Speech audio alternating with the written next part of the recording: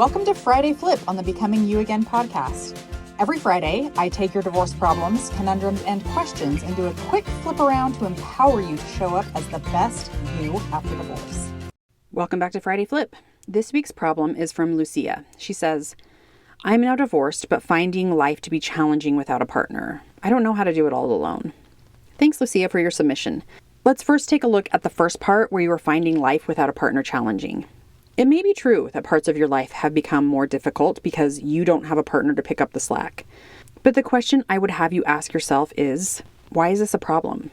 This assumes that life isn't supposed to be challenging.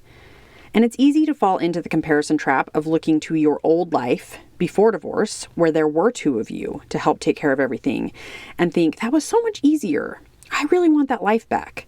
But we then forget about how our life was going to be 50-50 in any circumstance, whether you're married or with a partner or single. There will always be things that are easy and things that are challenging. And they're just going to look different in each scenario. Maybe it's not a problem that you're noticing the challenges of being single. Start looking for ways that the challenge may be serving you. And look for ways that your life is actually easier now too. And you don't need to compare to your old life. Comparison is truly the killer of all progress. And now onto the second part of your submission. You may be feeling some overwhelm by thinking that you have to do it all. So to kind of address that thought, we need to slow everything down. And we need to figure out what is happening in your brain when you think about all the things that you believe you have to do. What do you mean by do it all? What does that look like? Write out all the things so that you know what your brain is telling you has to be done.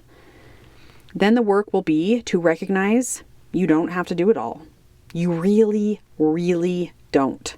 The world is not going to blow up if you don't help your kids with their homework. Your children are not going to die if the house is messy.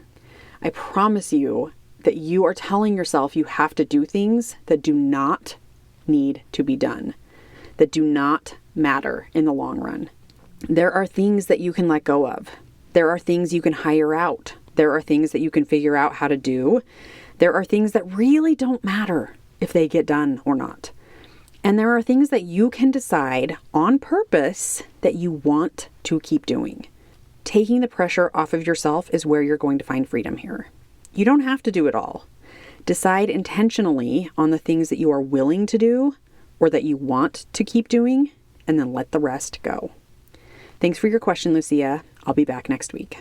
That's your Friday Flip. Stay tuned for the weekly podcast episode that comes out every Monday. And remember, if you want more one-on-one help from me as your divorce coach to help you create an even better life than when you were married, then you need to schedule your free consult with me by going to www.KarenNelsonCoaching.com. Remember, that's Karen with an I.